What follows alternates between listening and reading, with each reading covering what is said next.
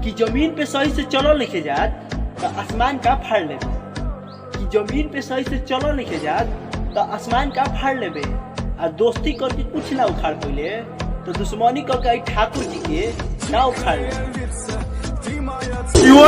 Police दरोगा ना ई तोहार बाप भी हो, और पुलिस दरोगा ना ई तोहार बाप भी हो। जहिया भेटेबे सकेत गलिया में हई शर्मा जी के लइका धके धान दी हो। ना कबो हारल बाटे ना कबो हरिया, ना कबो हारल बाटे ना कबो हरिया। ई चौहान जी के बेटा है बेटा, सीधा घर में घुस के गोली मारल।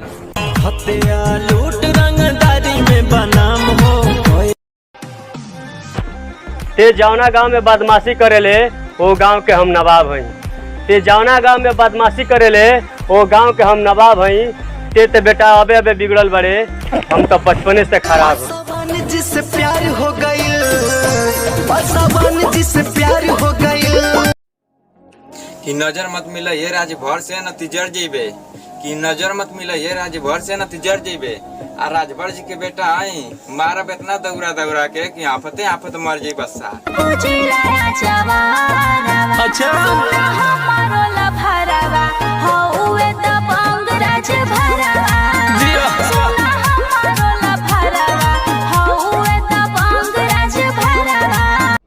महाराणा प्रताप का नारा लगा के सारी दुनिया में छा गए। दुश्मन भी यूं के में है, हट जाओ सालो ठाकुर आगे क्षेत्र में आगे राजपूत।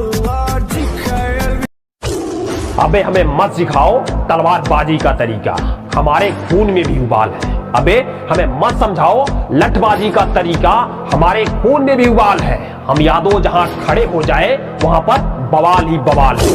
अरे मर्दे के महफिल में हुक्का बियर सिगरेट तमाम चलेला।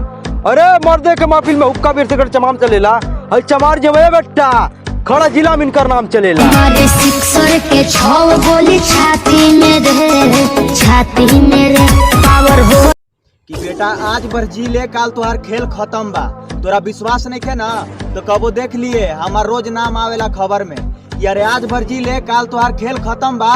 तोरा विश्वास नहीं है ना तो कबो देख लिए हमार रोज नाम आवेला खबर में।